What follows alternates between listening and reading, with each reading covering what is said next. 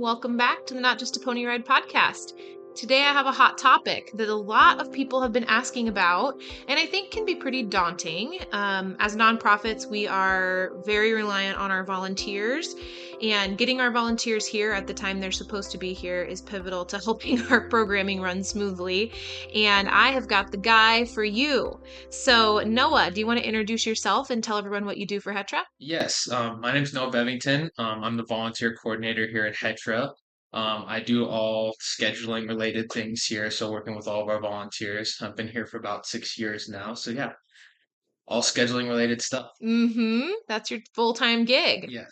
So tell me a little bit about the dynamic between, so Whitney, you and Whitney are the volunteer team together. So can you explain a little bit about kind of that dynamic and how the jobs are divided, I guess, between you guys? Yeah, so Whitney is a volunteer operations manager. She kind of does a lot of the overhead stuff, kind of the recruitment side of things, kind of overlooking all the stuff. I kind of do just the day, focus mainly on the day-to-day scheduling kind of stuff. So Mm-hmm. it's typically about probably 80 to 90% of my job is just doing that day-to-day schedule. I kind of manage a big overall spreadsheets for each individual day of the week. And then all that information from horse volunteers, all that stuff gets implemented into that spreadsheet, and I kind of make sure it all stays updated and correctly managed for the day. Yeah. Is kind of my main job. Before you started, were you the first person in your position? We had a volunteer coordinator before, but she was doing both Both roles. roles. She was doing Yeah, both that's what I roles, thought. and then I came on. I was just starting as administrative, and then I kind of turned into doing a lot of help with the volunteer Mm-hmm. coordinator side of stuff. And then we hired Michelle at the time, and she came on, and we split it into two different positions because it kind of just needed that. It was at that point where we were Yeah. growing and large enough that we kind of needed somebody to help with the overhead and the overall overlooking the program, and then also somebody just doing the scheduling portion of the Yeah. stuff as well. Do you know off the top of your head, like how many, I guess, slots do you fill a week? Slots, it just it It kind depends, it just but it's such a finicky thing because there's you can kind of make up what slots look like. So right. I guess I consider slots like individual sessions. So Hmm. if I have a sidewalker that's on a shift from like 3:30 to 6, they're here for two slots because they're sidewalking for the 4 and the 5 o'clock sessions on Right. that shift. So that's why I consider slots to make it easier because sometimes I have volunteers coming in for shifts for four slots, I should say, Hmm. and then I have volunteer here for just one slot. Right. So that's why I kind of consider the slots, those individual sessions. I would say, man, it's up there. It's probably 200 or so Hmm. at least individual slots that we're filling on a weekly basis and managing probably at least I'd say 30, 40 to 50 volunteers on a daily basis. Yeah. Is typically what those volunteers are coming in for. So with that, there's a lot of things that come into it because you Hmm. have so many people you're managing, you have so many people canceling, coming in. So it's building depth in your schedule and adding extra volunteers where you can to be able to have some depth with those guys. And then so if you have those cancels, building those guys in on the top. Yeah. That sounds like a lot for one person to manage on top. I mean, just your job alone, honestly, Mhm. let alone like managing recruitment and retention and training and all of that stuff. What do you think the benefits are? You think it goes more smoothly for you being able to focus on that stuff? Yeah, I think it does. Me solely focusing on this, it kind of helped because like what we did when we used to run all of our stuff through Excel, and now we switched over to what we use Google Sheets now. Mhm. And so when we had it on Excel, I was the one person solely changing stuff. Mhm. And now that we've moved to Google Sheets, we've allowed more people through Google Sheets. You can share just to view for people to just view your schedules or be able to view and edit those schedules as Mhm. well. So we can share those out to all of our instructors and therapists and other members on our team. So other people can be viewing those and helping out as well. So they're able to step in and, hey, this I thought this change was supposed to be today if I accidentally missed something or something like that. So having that Yeah. also is a huge help with the way we've kind of adapted and switched to that. To have some other people in there helping out and viewing them as well if there's changes or potential things happening. So as the devil's advocate, Sometimes is that too many cooks in your kitchen? Absolutely. Yeah, that was one of my things when we first went over to that I was really worried about is having that many people in there. So I always try to encourage people to let me know of the changes so Mhm. I make the changes. Again, if they're last minute and like I'm not here, it's somebody cancels last minute or a Yeah. volunteer doesn't show up. Obviously, I'll have let anyone jump in there and make the changes if possible. But again, I try to prefer to make the changes if I can on the schedule itself to make sure that it's kind of all coming through one person if we possibly can. So something's not getting mixed or volunteers not accidentally getting deleted off of there or something like Yeah. that, if we possibly can. So let's take it back a little bit further. So we've talked a little bit about our Google Sheets. So some of you are probably thinking, what does that mean? So this year, well, last year, we haven't had our boards a whole year yet, have we? We have. We started them in January last year. So this is our full first year with our schedule boards. So Happy yeah. anniversary Yeah. schedule I love boards. them. They're great. They're so much helpful. So Noah, tell me about the way it's set up. We used to have whiteboards and it was a whole thing. We had to come down here and erase the name and change the names or, whatever. We had magnets for cancellations and honestly that worked really well for us for a long And I time. think for smaller centers, that's a great way to start out. Yeah. Is like I ran all my schedules through Excel and boxed them up like a whiteboard would with like some stripping on there and boxed if you did a whiteboard, Yeah.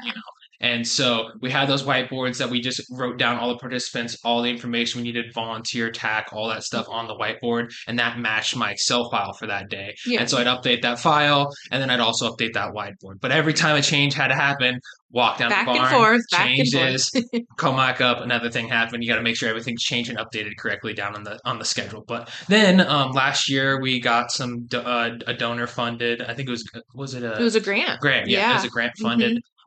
And we got two screens, TV screens down there, so like outdoor TVs. And so on that, we managed to hook up a laptop too, and then now we have our Google Sheet just up there on the screen itself. Mhm. So we're able to just change that Google Sheet and then it automatically updates on our TV. So one of the reasons we switched, we were in Excel because Excel doesn't have that ability to automatically update Like the live document Yeah. like Google Sheets does. So we changed the Google Sheets. It's a similar, pretty much exactly the same thing you're switching to, but then now on the Google Sheets, when I change it from my computer, click enter off the box, it automatically updates it for everyone. So the screen is on the same schedule and that updates that screen automatically.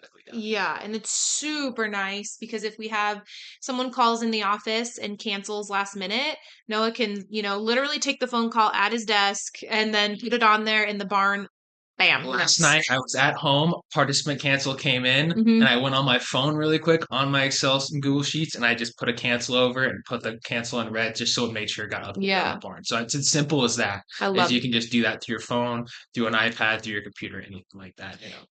And it's not rocket science, right? I mean, there was a little bit of tech stuff to get it kind of going Yeah. and all of that, but I mean, we don't have any fancy apps or processors or data. You know what I mean? Anything We try to go down that route and it gets a little complicated with that. So the simplest thing for us was to have a laptop kind of set up, HDMI cord straight to the TV, and then we had it up from there. Yeah, and it just mirrors the screen Yep. and it works great. Yep, it works awesome. Come join us in Gretna, Nebraska for a hands-on EAS workshop March 14th through the 16th. As the EAS industry continues to expand and diversify, it is of utmost importance to keep the needs of our equine partners a priority. Get a comprehensive look at all aspects of successful equine welfare, including appropriate equine selection, proper training, conditioning, and integration into programming, including appropriate workload management and effective handling techniques. Learn how to do practical saddle fit for EAS, set weight limits for your horses, and so much more. Equine welfare strategies are hard to learn while sitting in a desk at a regular conference. We believe in the power of hands-on practice with equine skills in a collaborative environment where we can learn from each other. Attendees should expect a combination of hands-on experience, classroom-based education, and individualized coaching to help solidify the content. With the entire 2.5 days for just $150. Discounts available for virtual and audit-only positions, or apply for a scholarship. If you're a member of our exclusive club at Patreon, make sure to use your additional $25 discount code. To register and get all the details, head over to hetrauniversity.org or click the link in the show notes below. We hope to see you in Gretna, Nebraska this spring. So that is how we view our schedule. Mhm. Okay, let's take it. We're working kind of in backwards here, but it's fine. I Yep. like it. So now talk to me about how you even find the names to put on the schedule in the first Yeah, place, right? I mean, exactly. that's a whole beast. It's a lot of people's availabilities to manage Yep. and all of that. Yep. So talk to me about that. So when our volunteers first come on, they fill out our volunteer paperwork, and in that paperwork, we also have the availability of the Hmm. volunteers. So they can put whether they're available to volunteer on these certain days or substitute on certain days, whatever, on that paperwork. So we do use that. But another great thing I do is that initial training we train our volunteers in, our new volunteer training. At the end of the training, I sit down and I talk to every single one of those volunteers and try to get them committed to a shift then and there That's super nice. because once that volunteer walks out the door, it's not a guarantee you can get communication with them. And Hmm. usually I found way more retention rate when I just talk to them right before at the end of the training. So I always forewarn them like when the training starts, hey, yeah, at the end we'll talk about schedules and sometimes I have to go grab their calendar real quick and they come in and we Hmm. look real quick. But then I can get them locked in and then the following week I reconfirm with them, hey, Yeah. this still works for you this time, this date, we're gonna start you here and then get that confirmation and we get them started. But that's how I've gotten the best retention rate on getting those volunteers started. And then typically I get the volunteers started for one weekly shift, about a 2 to 3 hour shift. Typically covers 2 sessions, so about a 2:30 to 6 or 5:30 to 8 shift. They're here for either a 4 and a 5 or a 6 and a 7 o'clock Hmm. session for those times, and committed to that. So, a little background for people if you don't know, we run our sessions on the hour for either a half an hour or 45 minutes. So, like when Noah says we have someone come in for 2 sessions, they'll be here for a 4 o'clock. So, they'll be like a sidewalker or, whatever from 4 to 4:30.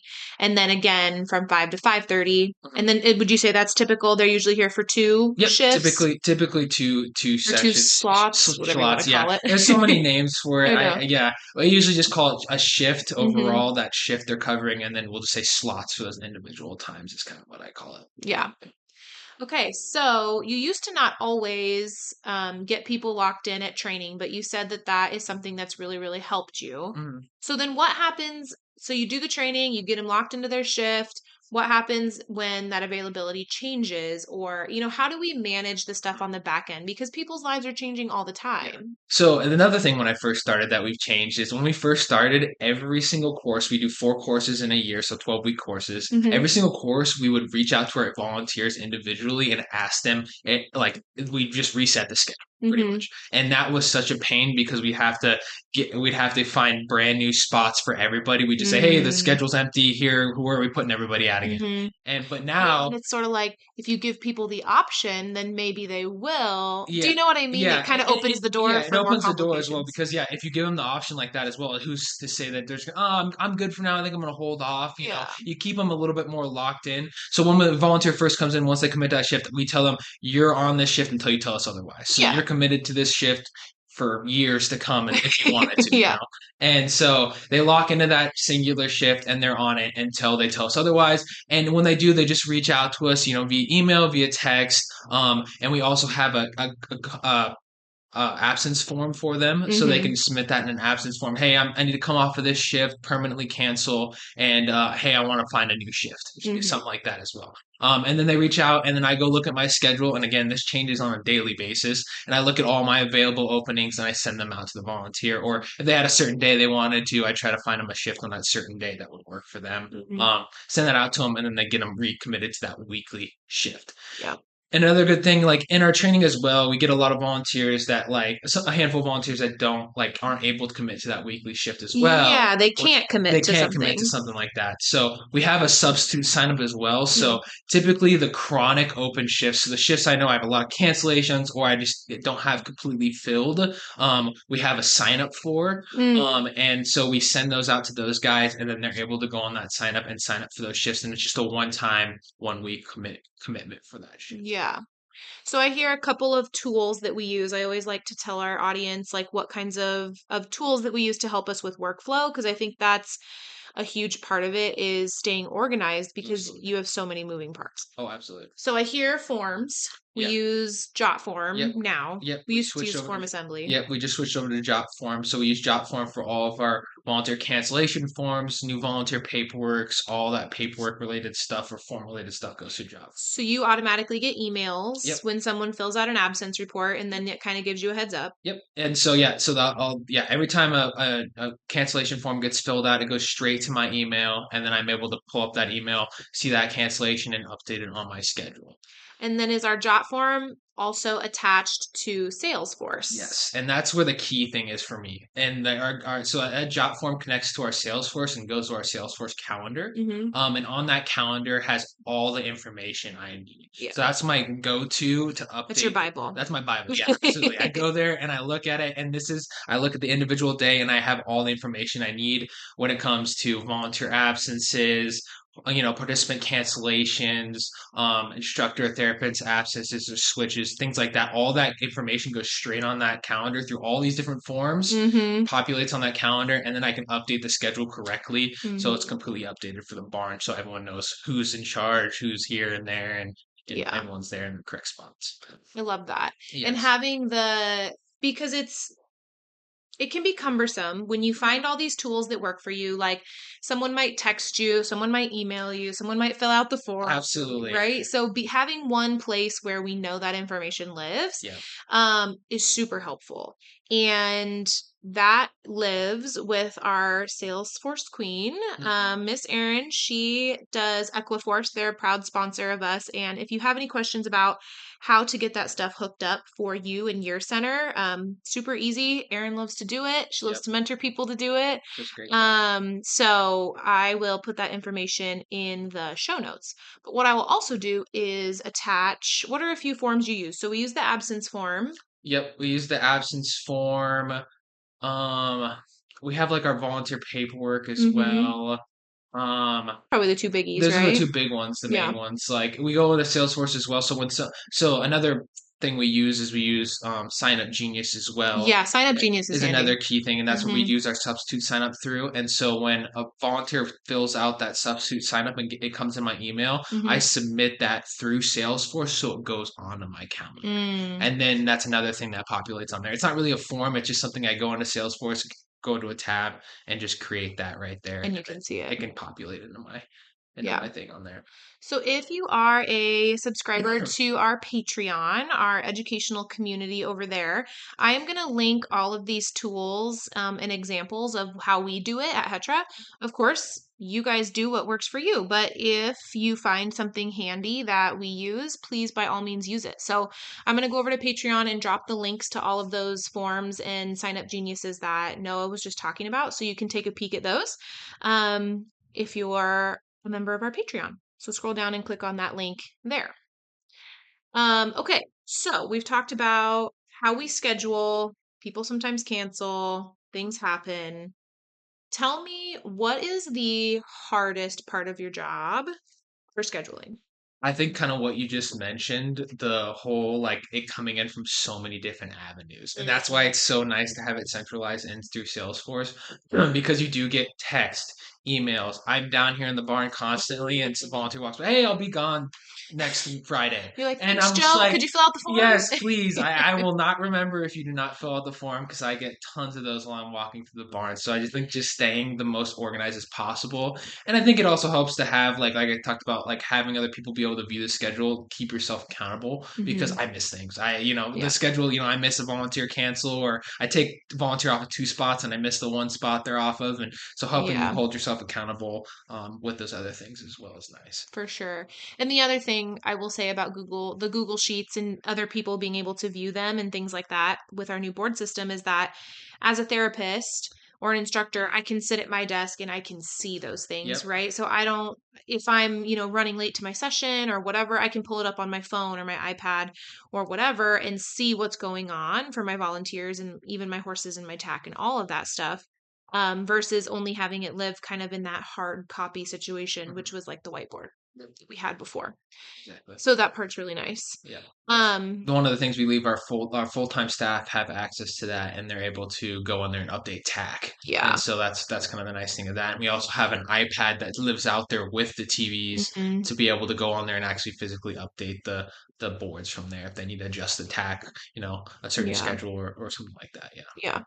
I'll put a little I think I have a video from when we first got our boards of you like setting them up and kind of demoing them. Mhm. So maybe I'll put that over on our Instagram. So go over and check that out. It's a pretty cool thing and it's honestly not rocket science. It's just been a really handy deal. No, it has been. It's super nice.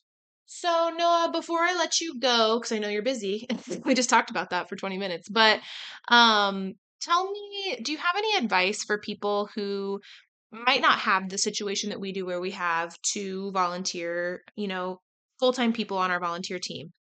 What's some advice for people that are wearing multiple hats and trying to get their volunteer scheduled and do lots and lots of other things? I think starting with something like the boards is a really good idea, just the marker boards itself, Mhm, and just keeping your stuff organized through Excel and then transferring those over to like a marker board down in the barn for mhm, everyone to be able to see and be able to visually read, for your volunteers to walk in and know exactly where they're supposed to be at and who they're working with for the day. I think it really helps any confusion or anything like that when you're down in the barn. I think is a key thing, and keeping yourself organized with like an Excel spreadsheet on the back end is a great way to start. That's how we got started, and it worked really well for a long time. We just kind of slowly outgrew it, and then mhm. kind of got to the point where we were ready to try something a little different. Yeah. One thing I think too that we do really well that is worth mentioning is just our communication, I think is really, really good. Mhm. And we give our volunteers, multiple avenues to communicate with us because if Absolutely. it's too hard to communicate with us or it's cumbersome or whatever, they're just not going to do it. And then here we are, without our paddle in our creek. So Yeah. you guys have a volunteer coordinator phone. Yep. So we have one phone, me or Whitney either has on us that we do all of our connecting with our volunteers through. So typically I do a majority of the texting through the phone, and we actually got an Android because it connects to our laptop, our Windows laptop, and so I can text through the laptop through the phone, Super nice. which is super nice. So I don't Mhm. have to sit there and send 100 texts through the phone, actually texting. But yeah, so that's super nice to have for us. But yeah, the open communication for our volunteers, letting that we get emails, we get texts, we get calls. Some of my volunteers don't even text, so I have to individually call them for like canceling sessions or stuff like that. But just having those open avenues for them to be able to communicate. Yeah, and keeping that, like having that phone is, that's always, they can always call that phone number and they don't have to Yeah. worry, like, should I call Noah or Whitney or the office? They always Mhm. know that you just call the volunteer phone and One of us has that's it. it, yeah, at Yeah. all times, and If you're so on vacation, yeah, Whitney has it or, yeah, vice versa yeah, or whatever. yep. And that way that's always covered. And I think that piece probably saves a lot of headache for you guys. No, yeah, absolutely, definitely does. Well, thank you so much for sitting down with me, Noah. I appreciate it. I think this answers a lot of questions for some folks. And like I said, there's a million ways to do it, but we all know we have to do it, right? Yes, Somehow. absolutely. So if Finding you, some way to do it. that's right. So if you can take any nugget of information away from here, I hope that will make your life easier in 2025. Perfect. Thank you. All right. Thanks, Noah. That's all for today. But until the next episode launches, scroll down to the show notes and click on the link to get plugged in with us on Facebook, Instagram, or our exclusive educational club at Patreon.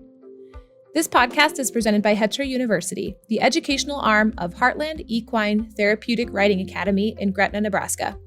HETRA University's mission is to provide high-quality educational offerings to the EAS community. Check out all the HETRA University has to offer at www.hetrauniversity.org.